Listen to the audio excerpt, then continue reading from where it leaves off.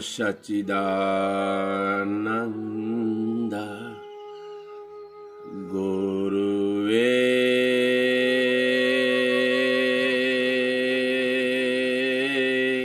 नमः।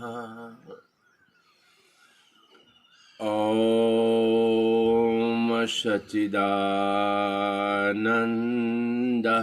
सदगुरु श्री गुलाबनाथ बापू को नमः। ओम सच्चिदानंद सभी संतों को नमः।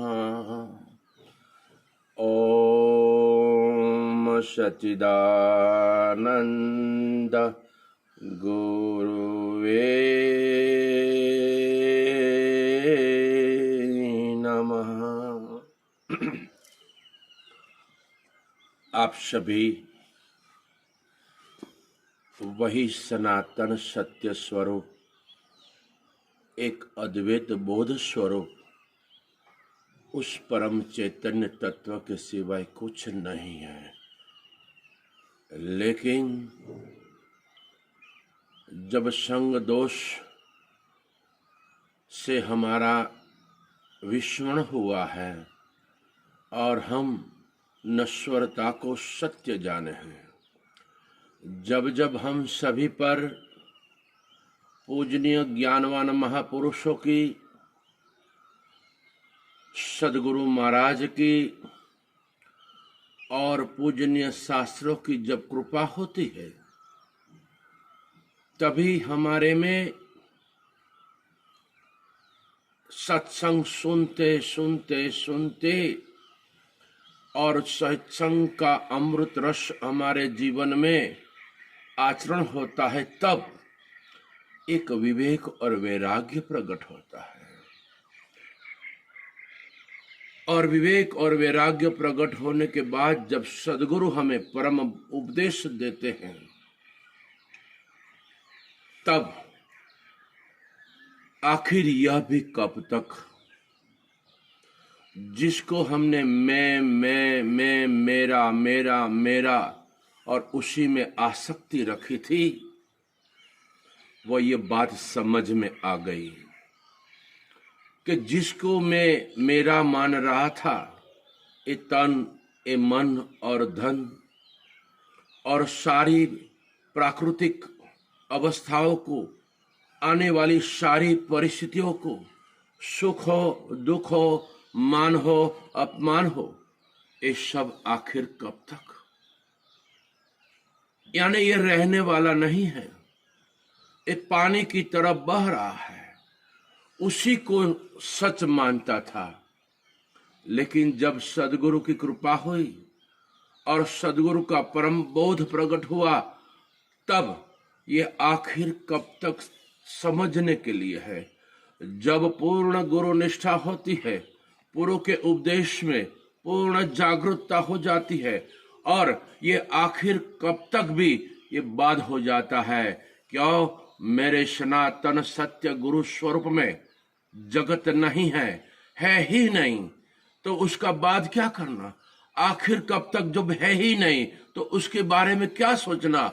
एक ही सोचना है, एक ही स्थिति है, एक सनातन तत्व आत्मा के सिवाय कुछ नहीं। तू ही तू, तू ही तू, तू ही तू, तू ही तू, तू ही तू। सर्वत्र जो है वह एक आत्मा है, वह आत्मा है। उसी की अनुभूति वाणी से उस पार की सभी की हो रही है, उसी में कोई शंका नहीं है।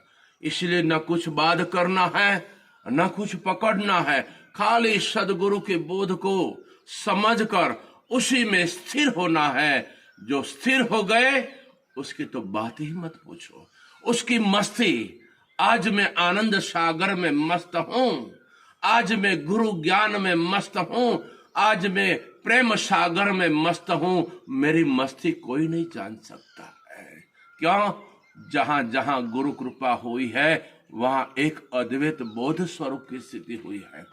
इसलिए ज्ञानवान महापुरुष यही एक ही अकर्ता भाव से ज्ञान की ज्योत लेकर निकले हैं। जाग जाओ, जाग जाओ, जाग जाओ, जाग जाओ। लेकिन सभी लोग कहते हैं हमारे पास समय नहीं है।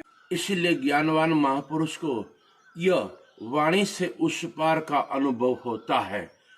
तब सभी में वह अपना समझकर ज्ञान की ज्योत लेकर निकले हैं कि भाई आप परमात्मा हो, ये संसार है ही नहीं, और जिनके लिए आप पीछे भागते हो वो कुछ हाथ में आने वाला नहीं है। लेकिन उस अज्ञानता की दृढ़ता के खातर उसी को मैं मानकर उसी के साथ भक्ति, भजन, सत्संग करते हैं, लेकिन वह ब्रह्मानंद की खुमारी प्रकट नहीं होती है। क्यों? आखिर कब तक ये बात समझ में नहीं आई। और जिन जिन लोगों को समझ में आ गई वह अपने गुरु स्वरूप में, अपने सनातन तत्व में, अपने अद्वैत स्वरूप में मस्त रहते हैं और कहते हैं कि तीनों काल में ये संसार है ही नहीं। एक ही अद्वैत स्वरूप, चैतन्य स्वरूप, ज्ञान स्वरूप और प्रेम स्वरूप के कुछ है ही नहीं। इसलिए वो अपनी ज्ञान मस्ती में रमन करते हैं और सभी का इसलिए मंगल करते हैं क्योंकि वहां मैं ही हूं। इसलिए सबका मंगल और सबका कल्याण हो रहा है। क्यों? ज्ञानवान को दिख रहा है कि वहां आत्मा है और सबकी अज्ञानता मिट रही है। क्यों? कि सब में अज्ञानता का कोई प्रभाव ही नहीं है, इसलिए मिट रही है। और सभी में ज्ञान ज्योति प्रकट हो रही है। क्यों? स्वयं चैतन्य स्वरूप, स्वयं प्रकाश स्वरूप, स्वयं ब्रह्म स्वरूप है, इसलिए। और सभी को सवाई गुरु निष्ठा, सवाई ब्रह्म कुमारी प्रकट हो रही। क्यों? स्वयं ही परमात्मा है और सब में परम शांति, आनंद और प्रेम अखंड बरस रहा है। इसलिए इस ज्योत को लेकर ज्ञानवान महापुरुष निकल पड़े हैं। अगर कोई स्वीकारे तब भी धन्यवाद है और न स्वीकारे तब भी धन्यवाद है। क्यों? सर्वत्र वही मैं हूँ। जय गुरु महाराज, जय गुरु महाराज। सदगुरु गुलाबनाथ बापू की जय। ये जो भी कुछ था सदगुरु का था, सदगुरु का था, सदगुरु का था। जय गुरु महाराज।